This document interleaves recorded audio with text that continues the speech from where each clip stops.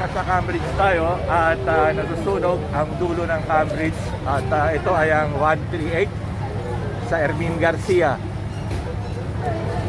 Happened 30 minutes ago at halos hindi mapatay ang sunog ng light materials.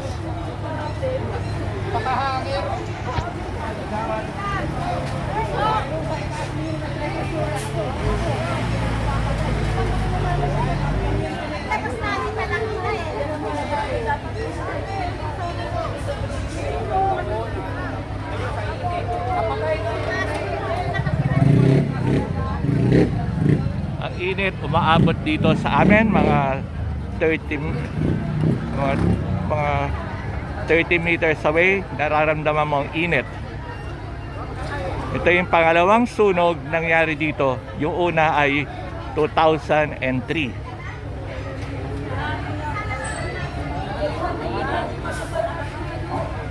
Kawawa naman mga mahihirap dito. Nawawala ng bahay uli.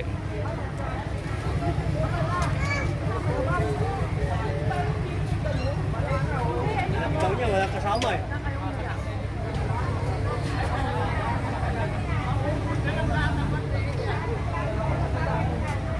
Ito yung nangyayari sa 138 Ermin Garcia. Tinutupok na naman ng sunog. Ang huling sunog nito ay January ng 2003.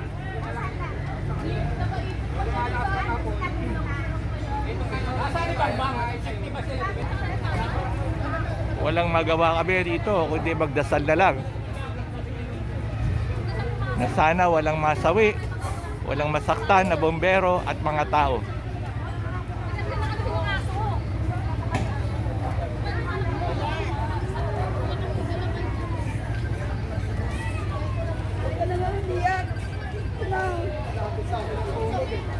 Nga pala, ikaw correct natin, 139. 139. Ermin Garcia. Ermin Garcia. Yung katabi ng ilog, no? Right side ng bridge.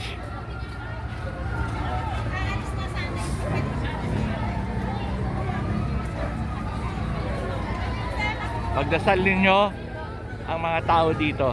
Live to ngayon.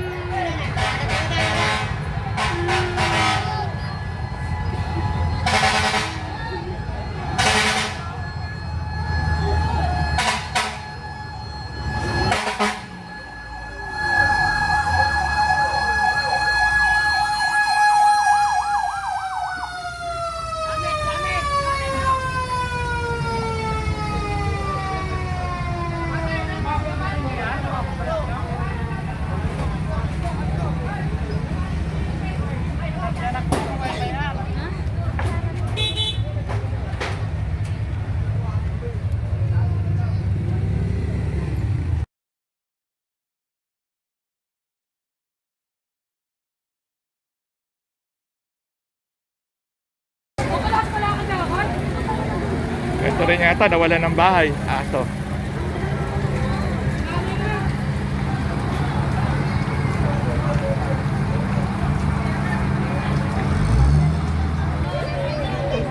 Ito mga nabiktima. Kawawa naman sila.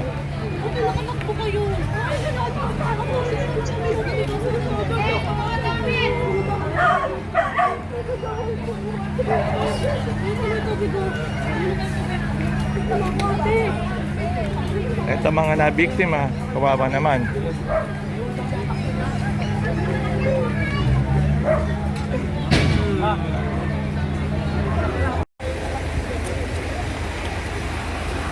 Dito po tayo sa tabi ng ilog na ito ay natupok ng sunog kaninang umaga sa 139 Ermin Garcia. Ito po yung tabi ng creek kung saan may mga nakatira. Nasa tulay po tayo na nagse-separate ng Cubao tsaka ng Camias.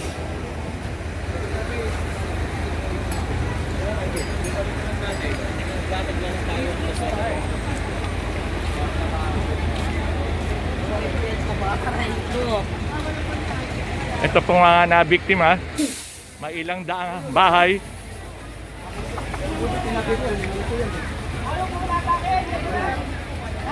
Ito pa yung mga volunteer.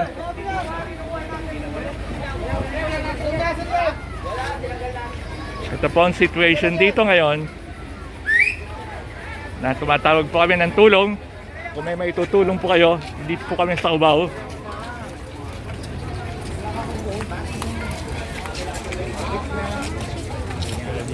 May nasugatan ba? May namatay? Buti naman. Salamat sa Diyos. Ito po ang situation ngayon, nawala ng bahay. Kung may maitutulong po kayo, pumunta lang kayo sa parokya namin. May nauusok pa. Ito po yung mga volunteer. Salamat po sa tulong nyo. Ito yung matatapang na mga bumbero.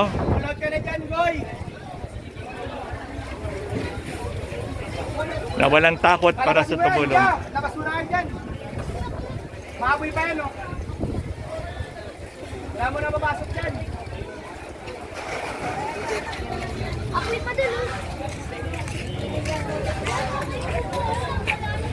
Ito po ang situation ngayon. Nandito tayo sa 139 Ermin Garcia.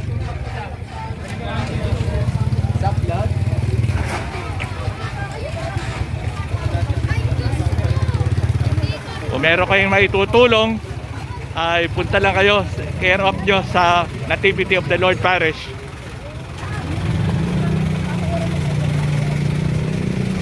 Ito lang po ang natira sa kanila.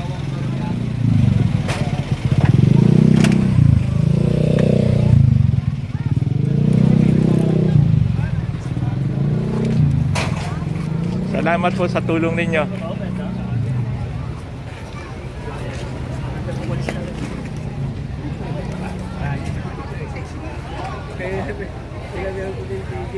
Andito pa rin tayo sa 139 Ermin Garcia. Ito po mga nangyari pagkatapos natupok ng malaking sunog kaninang umaga.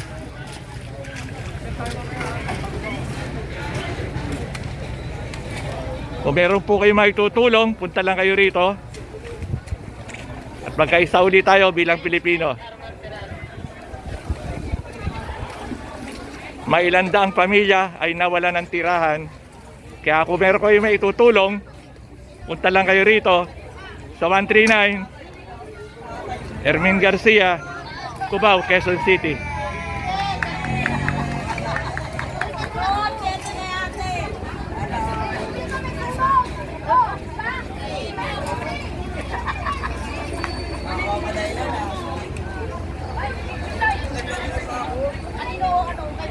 Punta po tayo sa dulo nito.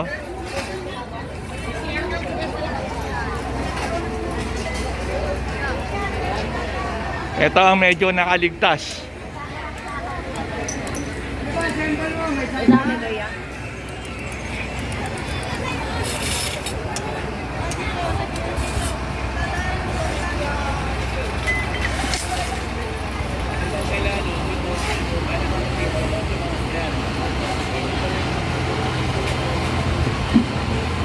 Medyo umuulan na po dito. Mag-alas 6 na po ng gabi.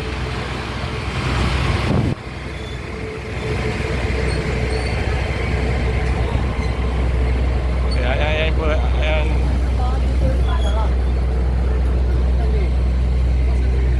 Sarado na po. Salamat po sa tulong ninyo. Basta pa kayo ni Lord. Humihingi tayo ng tulong, expose natin to eh. May mga nasugatan po. Una, ano kasi operator po ako ng truck. Parang meron tayo na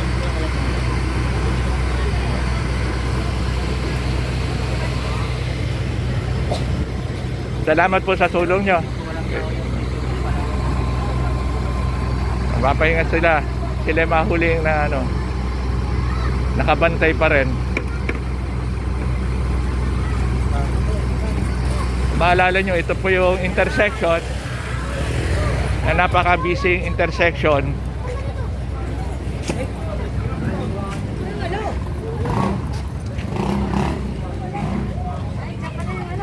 Ano yung tubig yan? Oh.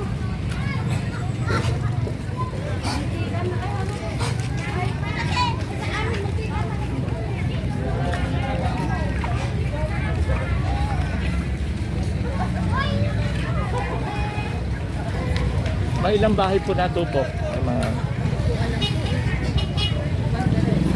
Kaya balita natin para humingi tayong tulong sa media. Sana mga politiko hindi umepal ha. Kung tutulong kayo, tumulong. Do not take advantage of the situation. Nagagalit si Lord. Diba? Ito yung mga nabiktima po.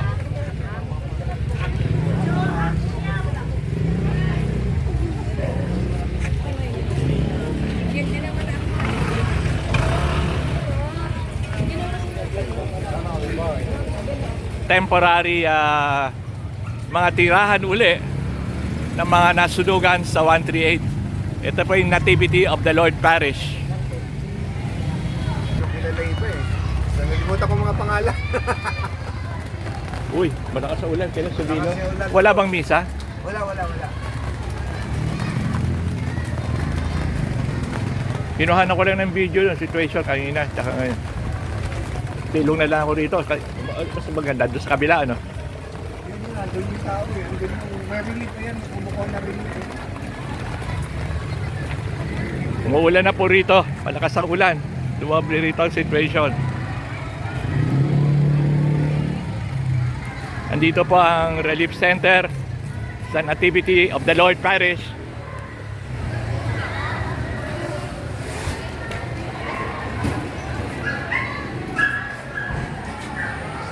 Ito po ngayon, wala pong misa ngayon. At ito inuuna natin ang gawaing awa.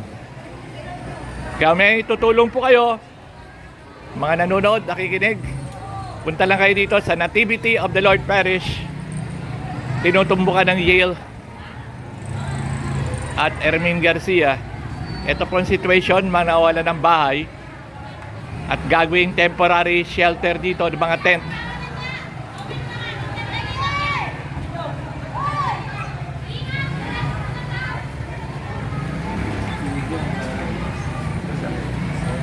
Umuuna na po, kawawa yung mga nawala ng bahay.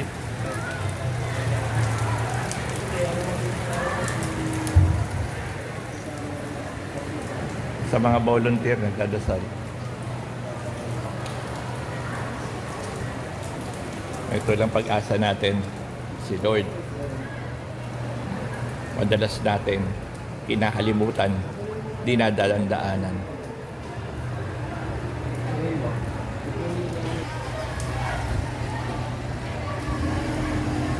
Mga volunteer ho to.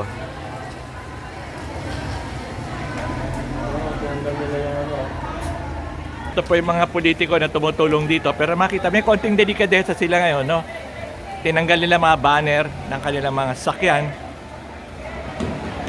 Pero may coding raw. Nalalaban rin kung kanino galing.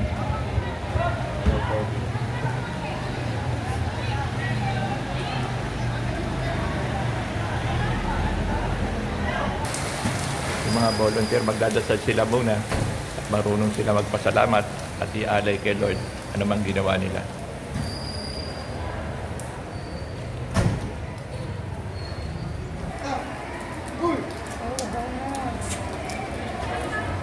Si aso na biktima, nauuhaw na, Kaya kung meron kayong dog food dyan, pumunta rin kayo rito.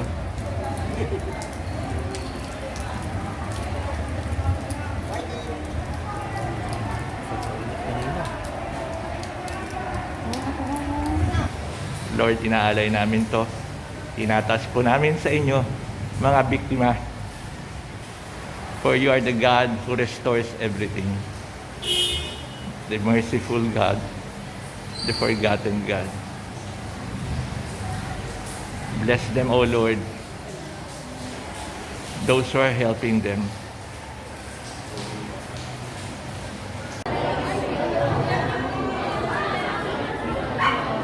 Dito tayo sa Nativity of the Lord Parish.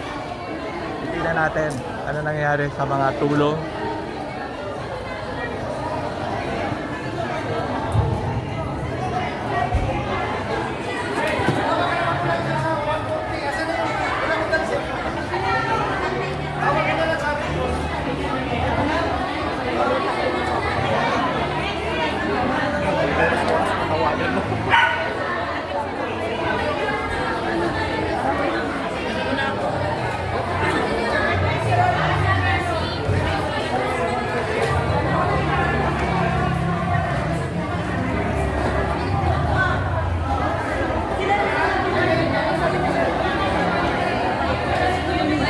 Ito po situation ngayon. Ito po mga nabiktima.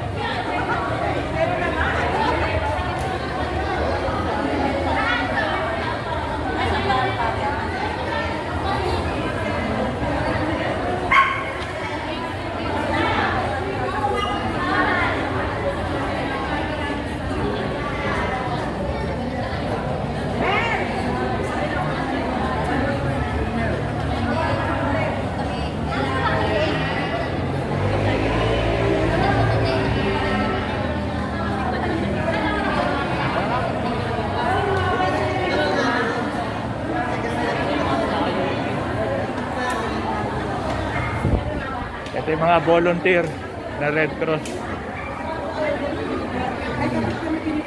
May nahimatay raw kanina.